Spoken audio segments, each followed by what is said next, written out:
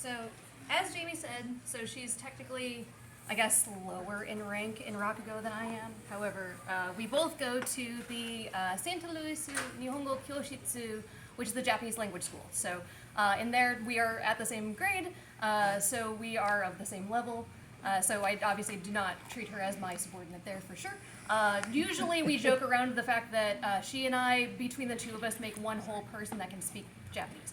So, so we have been studying for about 6 years, and it used to be the joke was like, oh yeah, I've been going there for 4 years, so I can talk at about the same level as a 4-year-old. And right now I'm pretty sure the 6-year-olds have me beat. So, so yoroshiku onegai itashimasu. Thank you in advance for your kindness. And that's the thing that's interesting about Japanese and the language itself is that it's such a different language from English. The best advice that I was ever given in learning how to speak Japanese is one of my friends told me, they said, take what you know about English. Like all of those like verbs and those adjectives and those prepositions and the whatever it is that we never remember from English class, right? You bundle all that up into a ball real tight and you look at it and then you drop kick it because you're going to use none of that for Japanese. So Japanese is really interesting because it's a contextual language. So there are things that we would normally spell out, but in Japanese it just gets dropped. And in addition to that, there are many words that are different than English. So I said yoroshiku onegai itashimasu earlier.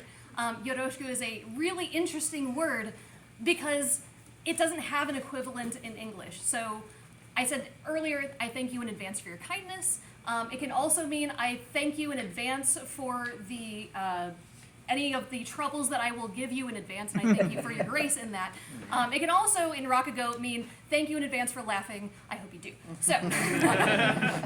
So, with all of these different words and that sort of thing, it can make it really hard to translate Rakugo. There are hundreds and hundreds and hundreds of different Rakugos. It's a storytelling that has been going on for over 300 years. However, a lot of those stories don't translate into English. So Jamie earlier mentioned it's a lot of dad jokes, right? So in Japan, it's literally called oyaji gyagu, which means dad joke. So it's all these puns, but those puns don't really translate. So, but we can occasionally find some that are either translatable or we can do some modifications for them in order to bring them into an English-speaking area. So this first one, I'm actually going to do a Japanese Rakugo for you to start. So, and hopefully you will be able to understand the joke because it's a pretty short one, it's very simple language. However, just in case, I am going to have Jamie come up and translate for me. So for this story, how many of you know this? It's kind of a little known game. It's called Pokemon. I think okay, it sounds like a couple of you have heard of that game before. So for those of you that have never had played Pokemon before, it usually involves a bunch of kids without adult supervision roaming the countryside and capturing monsters, right? So this story is about an older brother and a younger brother, and the older brother is taking his younger brother out Pokemon hunting for the very, very first time. He's very excited. So they're out in this big field, and they're looking around, and the little brother is looking, and Pikachu's kamaita! Pikachu's kamaita! Pikachu! A Pikachu! I caught a Pikachu! It's a Pikachu! Oki! Chisai! Is it a big Pikachu or a small Pikachu? Oki! Oki Pikachu! It's a big Pikachu! It's so big! Misete mite! Chisai desu ne. Oh, let me see. That's a tiny Pikachu, and that's what the Pokeballs are for. Oki Pikachu! It's a big Pikachu. It's too big for the Pokeball. Yeah. Chisai ne. No, it's tiny. That's what the Pokeballs are for. Oki desu yo. No, it's too big. It's too big for the Pokeballs. Yacha chisai de. No way. It's tiny. Use the Pokeball. Oki desu yo. It's too big. Itsutomo nezu Pikachu ga. And as the brothers were arguing, Pikachu. Chew. Just squeaked by.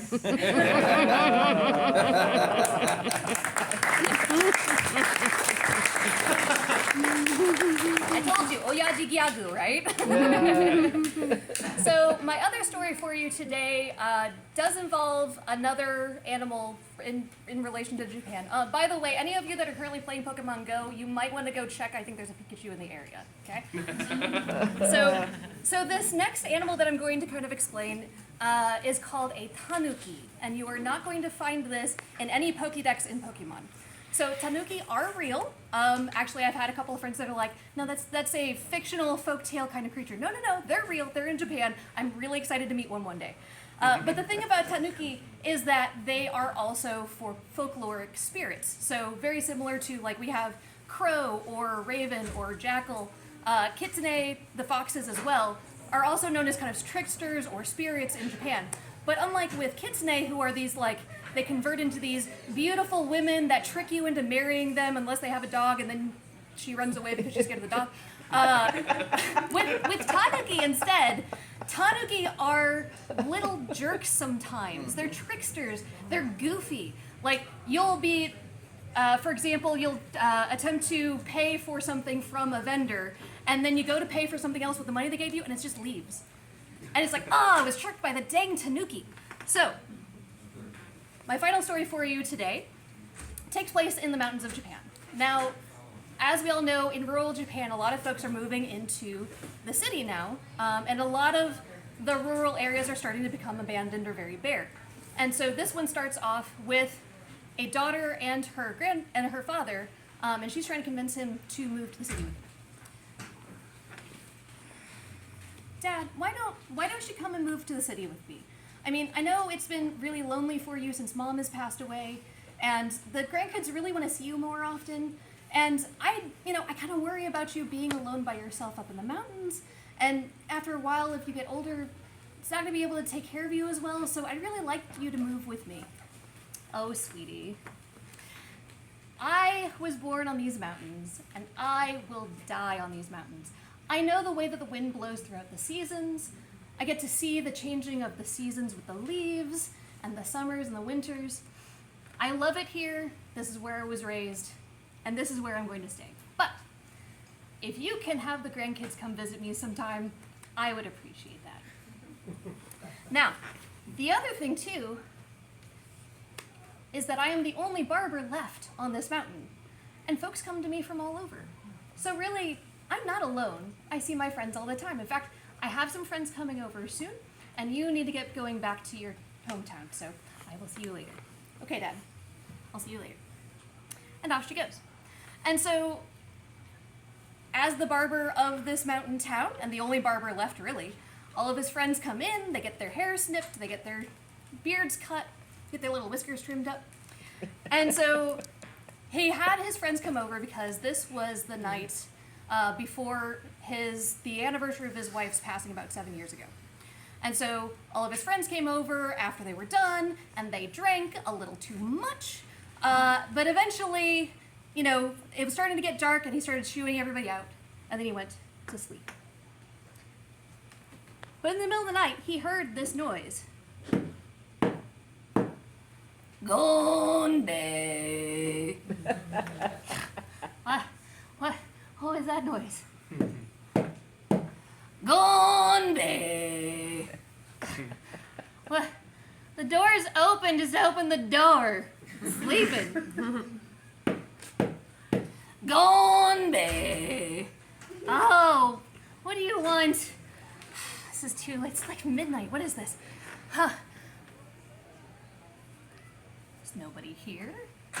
Oh, somebody's playing a trick on me. Rascals, I'm going back to bed. Gonde! What? Oh. You know what? I bet it's one of those tanuki. I'm gonna sneak up to the door, slowly opened it, peered over, and there it was, a tanuki. Standing with his head against the door, going, dink, dink, Gonde! Ah! It is one of those dang tanuki. All right, well, we're gonna have to teach him a lesson. This is very rude. He's not even using san. He's being very disrespectful in my old age. So Gonbei waited. And right as the tanuki was about to do his little ding-ding Gonbei, he slammed open the door, and the tanuki fell back. He said, aha, I gotcha. And so they wrestled around, and they trampled, and he got scratched and bit. And then eventually he grabbed this rope, and he tied up the tanuki in a hog tie. Well, I guess it's a tanuki tie, but either way. So he tied him up, and then he strung him up to the ceiling. He's like, aha, I got you. Now, this is for disrespecting your elders and waking me up in the middle of the night. You're going to sleep up there, and I'm going to bed. And so he did. And he went to bed. And he slept peacefully throughout the entire night.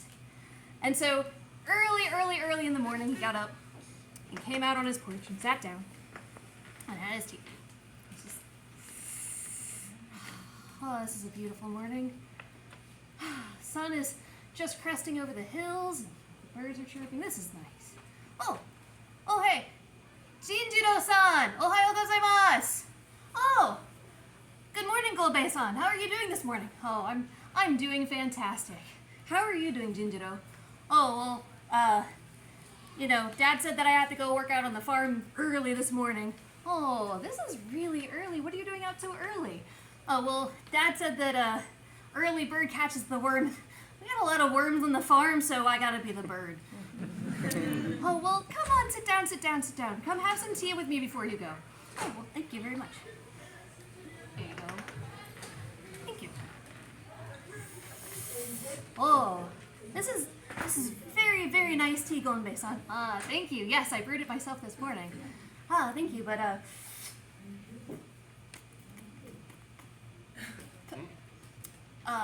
Gonbei-san, there's hair in my tea. Oh, sorry about that. No, I had a little mishap last night. Oh, is that the reason why you're so scratched up? I see, a lot of, scratches and bite marks on your arms. Well, I could tell you the story, but instead, look above your head. Look.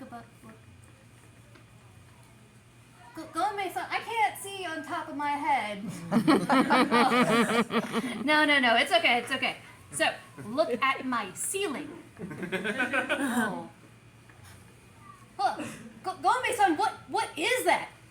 It's a tanuki. What's he doing on your ceiling? Well, I strung him up there last night after he was banging on my door at midnight going ding ding Gonbei. Oh, you were at my house last night going ding ding Jinjiro. Oh, what are you gonna do with him, Gonbei-san? Well, I hadn't really decided that. What do you think we should do with him? Well, tanuki stew's pretty good.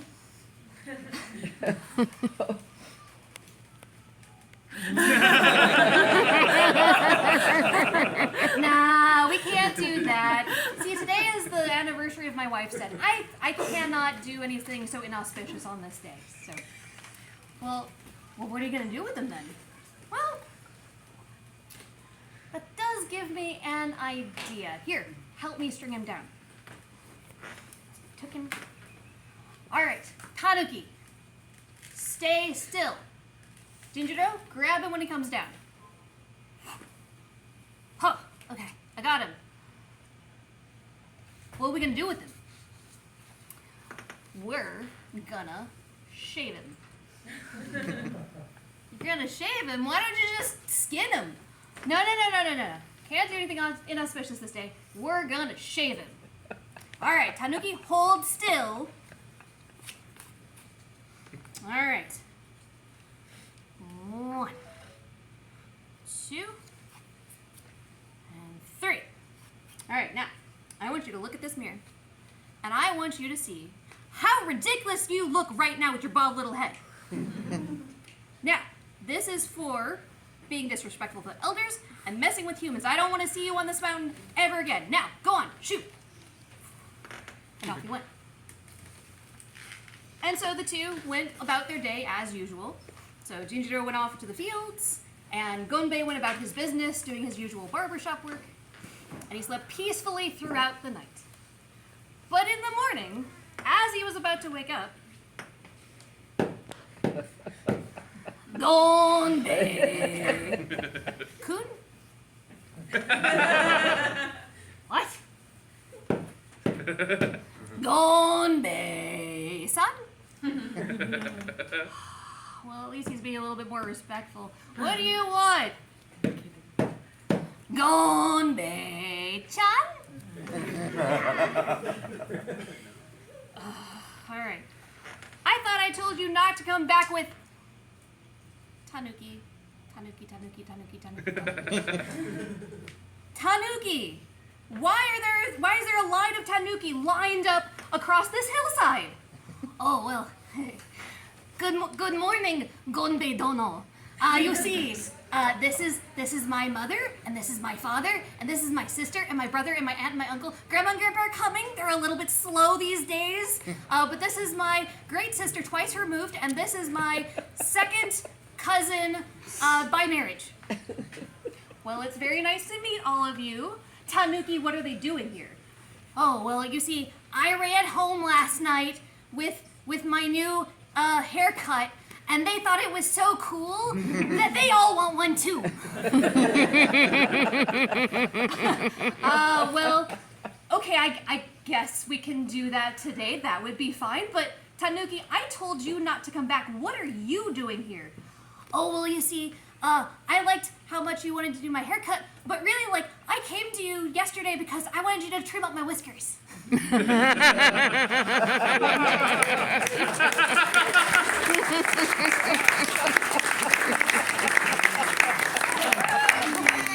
well, thank you all for coming to our storytelling. Tomorrow we have much more in store, so we have 11:30, 1:30, and then Jamie and I will be back at 3:30. We do recommend checking out the other Rakugo players as well as Storytellers Jubako, where this fabulous scene behind me shall be portrayed in puppet form. And then we also have some additional storytelling in here as well if you're coming back tomorrow or Monday. So thank you so much for coming.